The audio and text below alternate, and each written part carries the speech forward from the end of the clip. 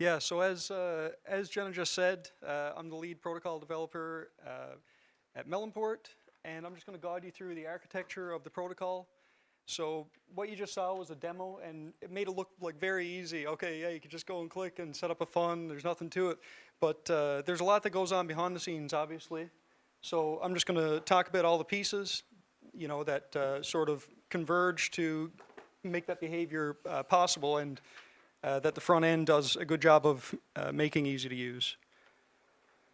So just very broadly, there are two layers to the protocol. So there's sort of this lower layer that I'll talk about first. It's the fund layer. It's where the managers work. It's where the investors interact with the funds. It's where most people will be familiar with. But we also have another layer that I'll talk about later called the infrastructure layer. So that's where our council, our governance structure is going to be operating mostly. So they'll deploy contracts that provide services to the fund layer and ensure sort of a healthy ecosystem so that the funds can operate effectively and efficiently.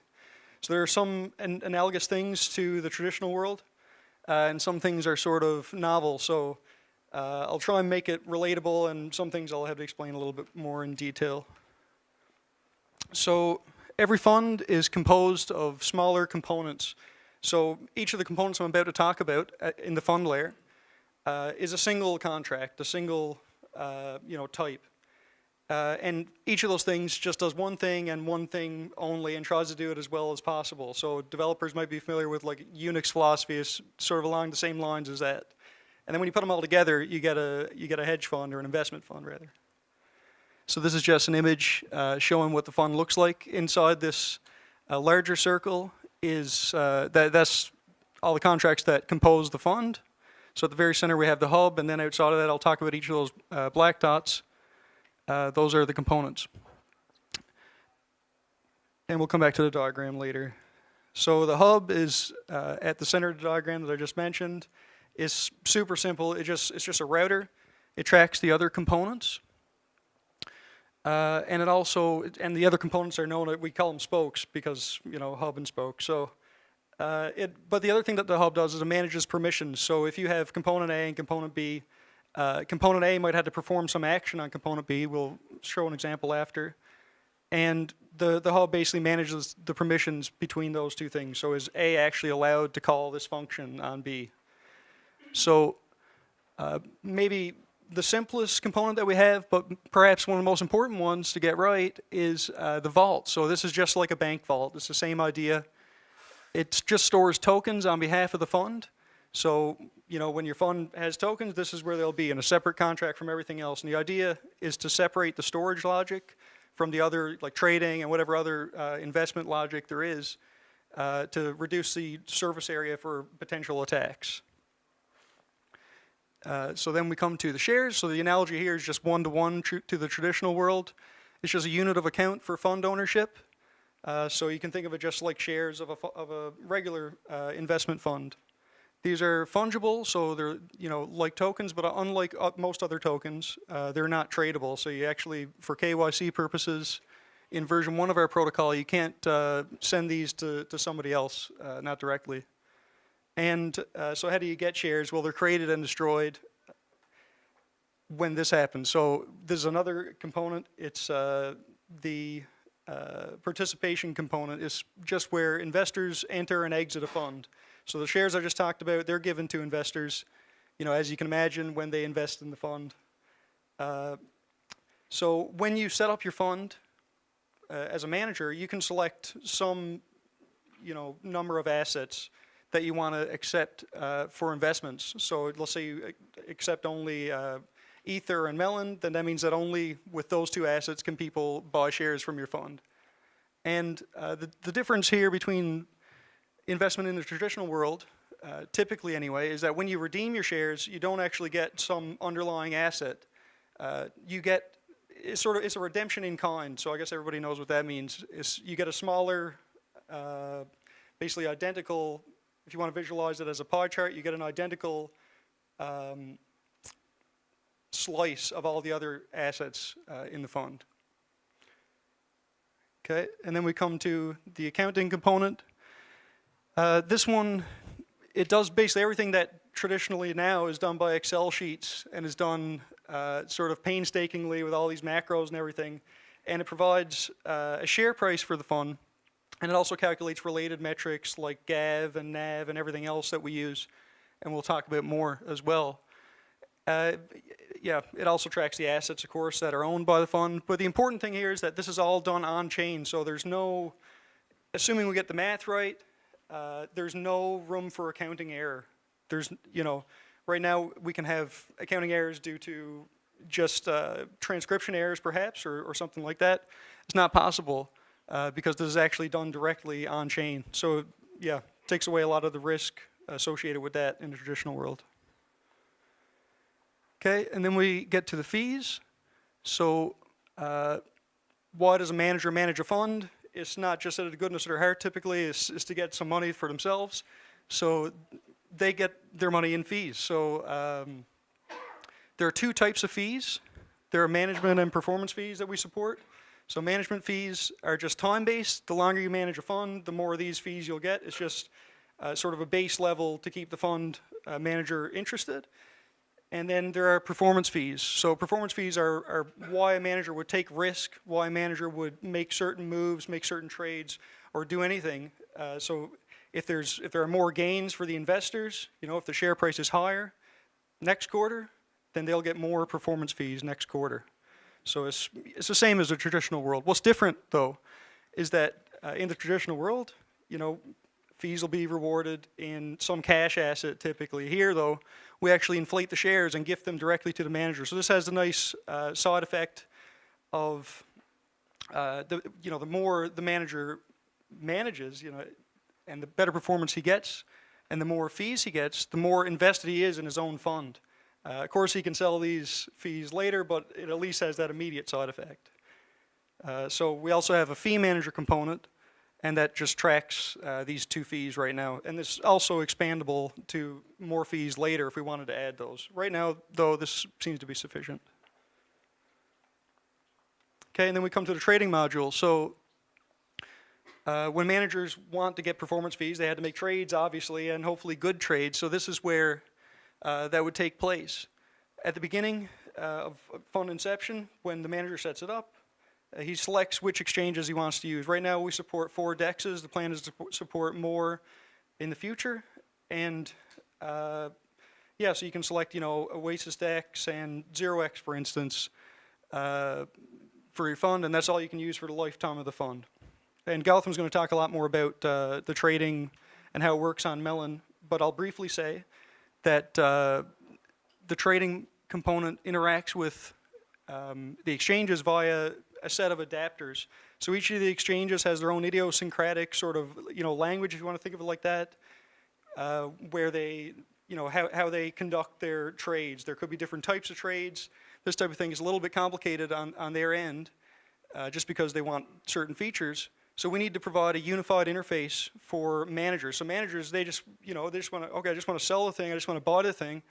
Why does it have to be so hard? So we just provide these adapters that take that simplified language and translate it to what the exchanges expect in their sort of language. So Gautam's going to talk a lot more about that later as well. And then we get to the policies. So right now, if this is all we knew, then managers could maybe do some crazy trades, do stuff that's not in the interest of their investors, embezzle money maybe through trading, but we prevent that to the extent that we can with policies. So one type of policy is risk management. So that modulates trading. It makes it such that managers can only take certain levels of risk. The important thing is that these policies are set at fund inception.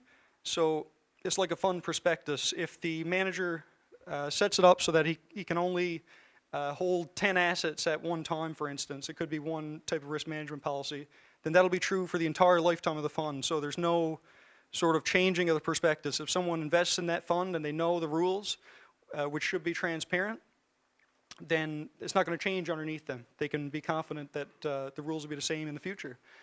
Another type of policy that we support is compliance. So that modulates participation that I spoke about earlier. So right now we have one rule for that, but it's expandable in the future, of course. There's whitelisting. So that means that the manager, when he sets up the fund again, can say who can invest in the fund for the duration of the fund's life. So yeah, that could be for, compliance to your geographical region. It could be, I just want to set up a fund for my friends and family. There could be any number of reasons, but that's the other type of policy we support.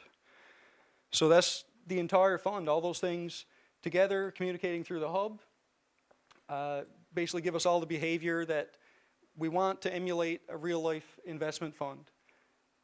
But none of this will be possible if we didn't have an infrastructure layer to support it. There's a lot of things we need in order for any of that stuff to work or make sense. So on the infrastructure layer, those contracts, as I mentioned earlier, they are deployed by our governance structure. This is going to be the Melon Council, which you'll hear a lot about these couple days. And they're deployed once for each version. So every time there's a protocol upgrade, all these infrastructure layer contracts, the idea is they would be deployed again, and that constitutes a new version. So that's just a brief preview of these four up top infrastructure layer contracts, and they communicate with the fund layer below. We'll see that again. Okay, so the fund factory, you can take a wild guess what it does. It creates funds. So each of those components that I talked about earlier, they all have their own mini factory. So, for example, the accounting component, it has its own factory that just produces accounting components and, et cetera, for each of the other types of components. So you can think of it as each of those is like an assembly line, and the fund factory is like this higher level, maybe car factory that takes all the pieces from the other assembly lines, assembles them, produces an entire car, and then gives it to the manager. And then we have the exchange adapters that I mentioned and that Gotham's going to talk a bit more. And so each exchange has an adapter. So we support 4 exchanges. We have 4 adapters. And it just converts, the raw, like I want to make a trade or I want to take a trade, take an order, to the idiosyncratic language again of any specific exchange. So yeah, and the other thing too is that since these are infrastructure layer contracts, they're not deployed with every fund. They're just deployed once and used by everyone, so sort of a collective usage. Then we come to the registry, which is a super simple contract, but it's super important. It tracks all the other infrastructure layer contracts, and it tracks the entire asset universe, so all the possible assets that we can use on the Melon system. So sort of like, a little bit like a hub for the entire protocol. Yeah. So just by querying the registry, any fund can find out about, other contracts in the version. Super simple. Something that's maybe a little bit not so simple, a little bit new, is our engine contract. So this operates under, we call it a buy and burn model. And the purpose of this, just before I get into the details, the purpose of the engine contract is to take Melon out of circulation. So we have some inflation in the new Melon token we deployed. How does it get out of circulation? This is it. It functions as a sink for the Melon token. So it does that by buying Melon tokens and burning them. But how does this, dumb smart contract just buy stuff? Well, it collects ether from funds. So as funds operate, there are a certain subset of actions that they perform which have to pay. You had to pay a fee for, basically. The fee goes to the engine in the form of ether, and then the engine is always trying to buy Melon at a premium price compared to market price with this ether. Okay. And how does it know the price to be at a premium of? Well, it gets it from the price source. So, this is just like Thomson Reuters or any, sort of price source that people use, tickers or whatever in the traditional world. And yeah, so it just yields price information. As I guess the principle is simple. We use it in the accounting, we use it in the fees, we use it in trading for when we execute trades for the policies, and we use it in the engine. And the important thing about this is that the prices need to be on-chain. So in order to do the accounting on-chain, which is maybe the core of what we're trying to do here, that this is actually executed in a trustless environment, the prices actually need to be on-chain as well. So how do we get those prices on-chain? Well, right now we use Kyber. So this is an entire different project, which is like a reserve management system in and of itself. And if there's a reserve of a certain asset on Kyber, then we can actually get a price for that against Ether. And then if we have, several assets with prices against Ether, then we can sort of transitively get, prices for assets against any other asset that there is a reserve of.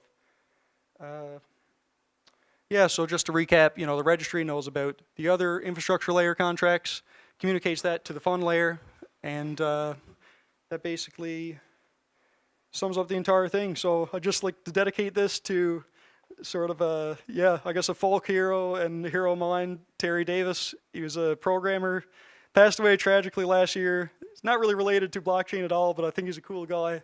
He inspires me. And yeah, thanks.